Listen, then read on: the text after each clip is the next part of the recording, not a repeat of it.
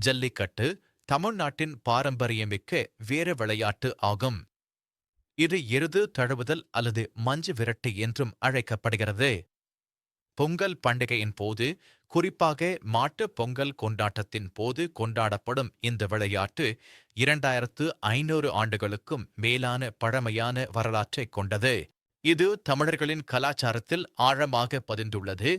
வீரம், துணிச்சல் மற்றும் சமூக ஒற்றுமையின் முக்கிய அடையாளமாக திகழ்கிறது.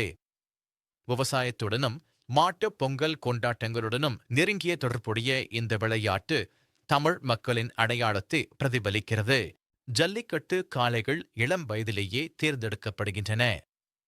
காங்கேயம், புலிக்குளம், உம்பளச்சேரி, ஆலம்பாடி மற்றும் பர்கூர் போன்ற தமிழ்நாட்டின் பூர்வீக இனங்கள் இதற்கு பயன்படுத்தப்படுகின்றன.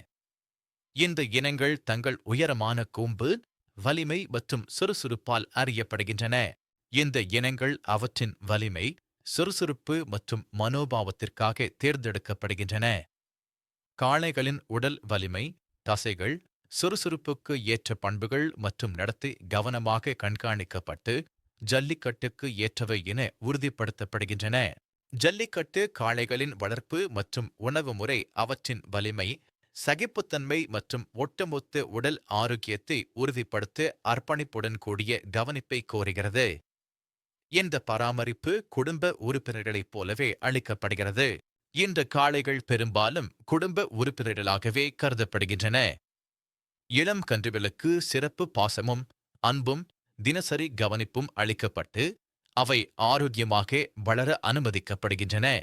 அவற்றின் உணவில் பொதுவாக சிறுதானியங்கள், கீரைகள் மற்றும் மூலிகைகள் அடங்கும். சில உரிமையாளர்கள் பருத்தி விதை, சோளம், கோதுமை தவிடு, பாதாம் மற்றும் பேரிச்சம்பழம் போன்ற புரதச்சத்து நிறைந்த உணவுகளையும் சேர்த்து வழங்கி வலிமையை அதிகரிக்கின்றனர். செரிமானத்திற்கும் ஒட்டுமொத்த ஆரோக்கியத்திற்கும் பச்சை புல் தினமும் வழங்கப்படுகிறது. காளைகள் சுதந்திரமாக நடமாட போதுமான இடம், பசுமையான புல்வெளிகள் வழங்கப்பட்டு அவை நன்கு பராமரிக்கப்பட்டு ஆரோக்கியமாக வைக்கப்படுகின்றன. பயிற்சி முறைகள் வலிமையையும் சதிப்புத்தன்மையையும் கட்டையெழுப்புவதற்கு முக்கியத்துவம் அளிக்கின்றன. காளைகள் நீச்சல், நீண்ட நடைப்பயிற்சி, மண் வேடுகளை தங்கள் கொம்புகளால் உழுதல் போன்ற பல்வேறு பயிற்சிகளுக்கு உட்படுத்தப்பட்டு மென்மையாக திறமைகளை வளர்க்கின்றன. நீச்சல் அவற்றின் கால்களை வலுப்படுத்தி தசைகளை வலுப்படுத்த உதவுகிறது. வாடிவாசல் பயிற்சி, அதாவது களத்தின் நுழைவாயிலை உருவகப்படுத்தி பழக்கப்படுத்துவது, நிகழ்வின் உண்மையான சூழலுக்கு காளைகளை தயார்படுத்துவதற்கு மிக முக்கியமான படி ஆகும். எண்ணெய் மசாஜ்கள் தினமும் வழங்கப்பட்டு தோலை மென்மையாக்கி உடலை ரிலாக்ஸ் செய்கின்றன. மேலும் அவற்றின் கொம்புகளை வலுப்படுத்தவும் காயங்களை தவிர்க்கவும் சிறப்பு கவனம் செலுத்தப்படுகிறது.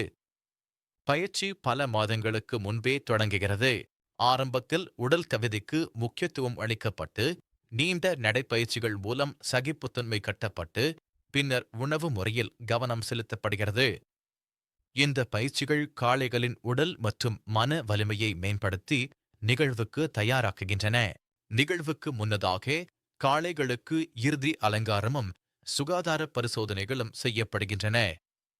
சடங்குகள் நடத்தப்பட்டு காளைகள் பொங்கல் பண்டிகைக்கு ஏற்றவாறு அலங்கரிக்கப்பட்டு பிரகாசமாக்கப்படுகின்றன.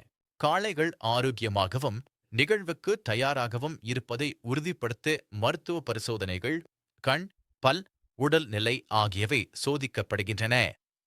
இது விலங்குகளின் நலனையும் அவற்றின் தயார் நிலையையும் முழுமையாக உறுதிப்படுத்துகிறது. ஜல்லிக்கட்டு ஒரு விளையாட்டு மட்டுமல்ல, தமிழர்களின் அடையாளத்துடன் ஆழமாக பிணைந்த ஒரு கலாச்சார சின்னமாகும். இது மனிதர்களுக்கும் விலங்குகளுக்கும் இடையிலான ஆழமான பிணைப்பை குறிப்பாக கிராமப்புற தமிழ்நாட்டில் எடுத்துக்காட்டுகிறது. குறிப்பாக கிராமப்புற தமிழ்நாட்டில் காளைகள் செழிப்பின் அடையாளமாக மதிக்கப்படுகின்றன. அவை மிகுந்த மரியாதையுடன் நடத்தப்படுகின்றன.